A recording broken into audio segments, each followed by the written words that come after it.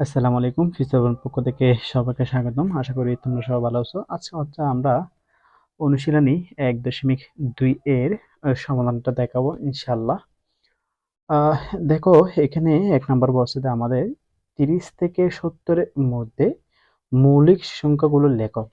তাহলে মৌলিক সংখ্যা কোনগুলো? মৌলিক সংখ্যা হচ্ছে যে তোমার এক ব্যতীত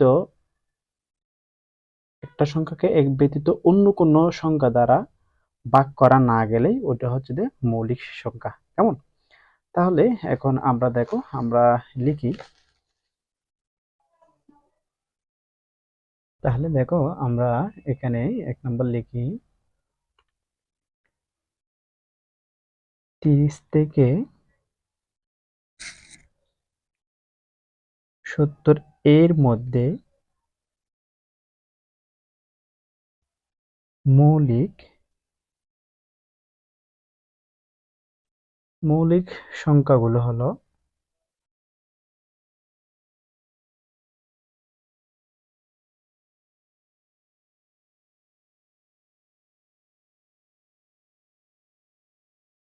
৩০ থেকে ৭০ এর মধ্যে দেখো ৩১। ৩১ এটা হচ্ছে যে মৌলিক, এটা হচ্ছে এক ব্যতীত অন্য কোনো সংখ্যা দিয়ে এটাকে ভাগ করা যাবে না। তারপর হচ্ছে যে তোমার আহ তোমরা একটু জিনিস মনে রাখবে, এরপর হচ্ছে তোমার ৩৭। বুঝছো? তোমরা একটা জিনিস মনে রাখবে, সেটা হচ্ছে যে মৌলিক সংখ্যা হবে সবসময় বিজোড়, যুক্ত হবেও না কখনো বিজোড় সংখ্যা। বিজোড় সংখ্যাগুলো দিয়ে ট্রাই করবা।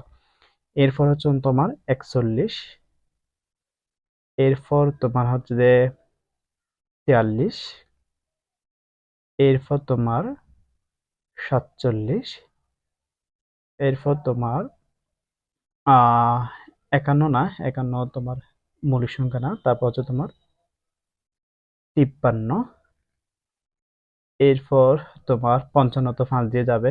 এরপর তোমার হচ্ছে যে ৫৭ যাবে। এরপর হচ্ছে তোমার ৫৯, এরপর হচ্ছে তোমার ৬১, এরপর হচ্ছে ৬৭। এগুলোই হচ্ছে ৩০ থেকে ৭০ এর মধ্যে মৌলিক সংখ্যা। হ্যাঁ, তোমাদের পরীক্ষার মধ্যে যেখান থেকে বলুক, তোমরা একই সিস্টেমে একই রুল ব্যবহার করে তোমরা যে কোনো মৌলিক সংখ্যা বের করতে পারবা ইনশাল্লাহ। এখন দেখো, আমাদের ২ নম্বর হচ্ছে সহমৌলিক জোড়া নির্ণয় করো। সহমৌলিক জোড়া কি জিনিস? সহমৌলিক জোড়া আগে আমি একটা বের করে দেখাই, তারপর বুঝো তোমরা, না হলে এমনিতে বুঝবে না। ক নম্বর দেখো, এখানে সহমৌলিক জোড়া নির্ণয় করার জন্য আমাদের এখানে যে সংখ্যাগুলো দেওয়া আছে এগুলোর তোমার গুণনীয়ক বের করতে হবে। বুঝছো? তাহলে আমরা ২৭ এর গুণনীয়ক বের করি। ২৭ এ গুণনীয়কগুলো হলো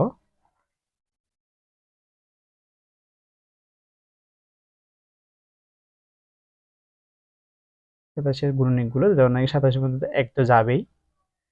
তারপর হচ্ছে তোমার ২ যাবে না। তারপর হচ্ছে তোমার যাবে হচ্ছে যে কত, ৩। তারপর তোমার ৬ যাবে না। তারপর হচ্ছে তোমার ৯, ৮ যাবে, তোমার ৮ যাবে না। তাহলে এতটুকু আর, কেমন? এরপর আমরা এখানে দেখো ৫৪ আছে। দেখো ৫৪, এটার গুণনীয়কগুলো বের করবো। এর গুণনীয়কগুলো হলো ১, যেহেতু জোড় সংখ্যা ২ যাবে। তারপর হচ্ছে ৩ যাবে। হ্যাঁ, আমরা দেখো, এক ব্যতীত অন্য একটা গুণনীয়ক যদি মিলে যায়, তাহলে আমাদের আর গুণনীয়ক বের করতে হবে না। এক ব্যতীত অন্য একটা গুণনীয়ক মিলে গেলে তাহলে ওটা হচ্ছে কখনো সহমৌলিক জোড়া সংখ্যা নয়। তাহলে আমরা যেহেতু এটা মিলে গেছে, দেখো এখানে ১ও মিলে গেছে, ৩ও মিলে গেছে। বুঝছো? তাহলে এক ব্যতীত আরেকটা সংখ্যা মিলে গেছে, এগুলো আর বের করতে হবে না, এতটুকু। তাহলে আমরা লিখবো যে এখন এটি কি নয়? এটি সহমৌলিক জোড়া সংখ্যা নয়। সহমৌলিক মৌলিক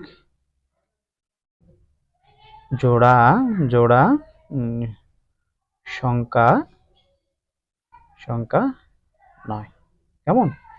এতটুকু। এরপর আমরা আরেকটা দেখি, খ নম্বর দেখি। এখানে খ নম্বর দেখতে 63 আর 91।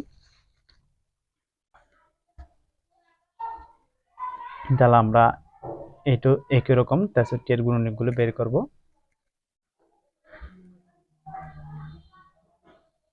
63 এর গুণনীয়ক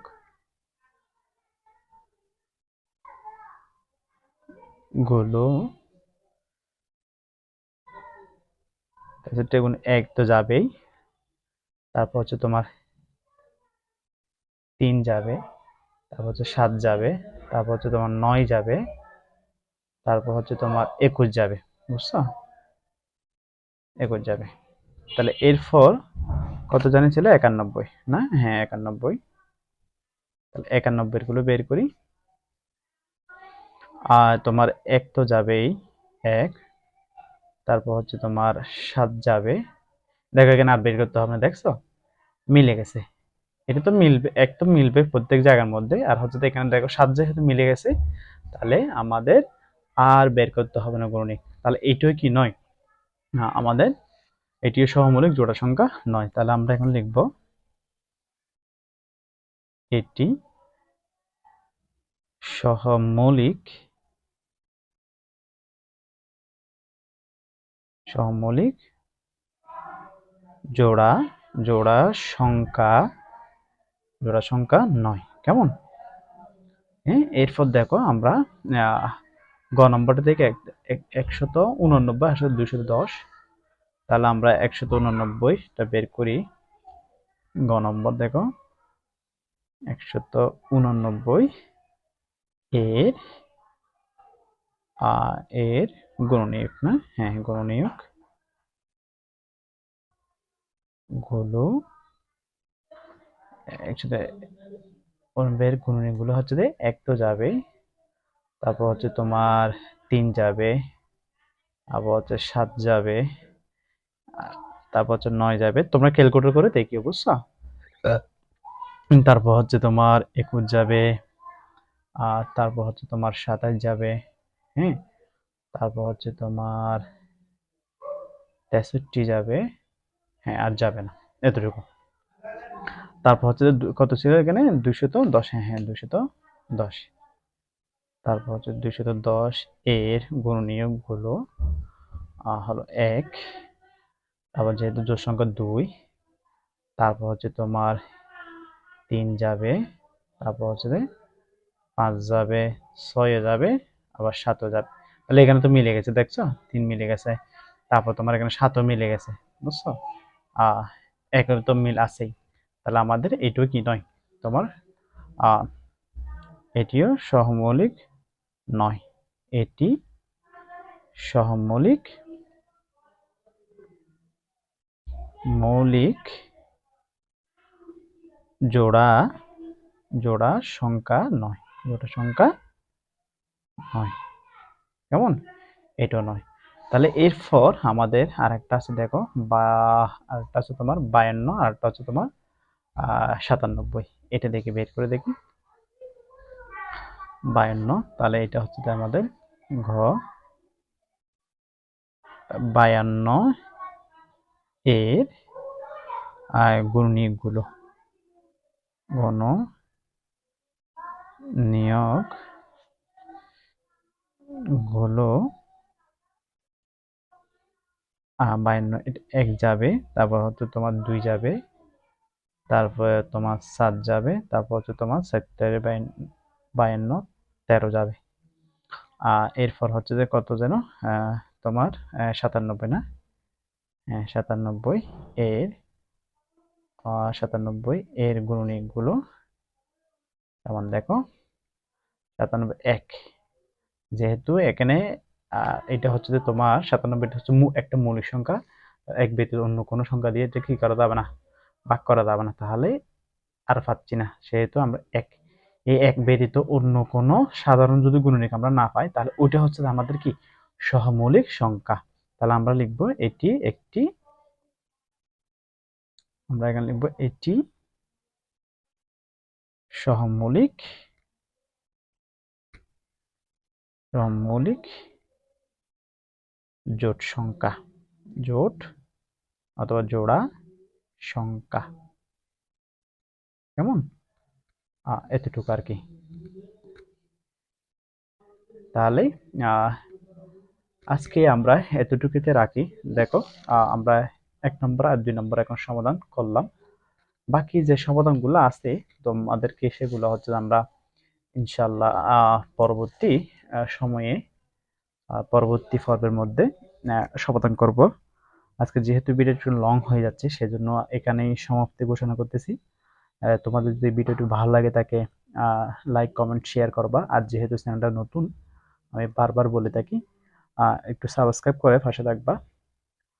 সবাই ভালো থেকো, সুস্থ থেকো। আল্লাহ হাফেজ।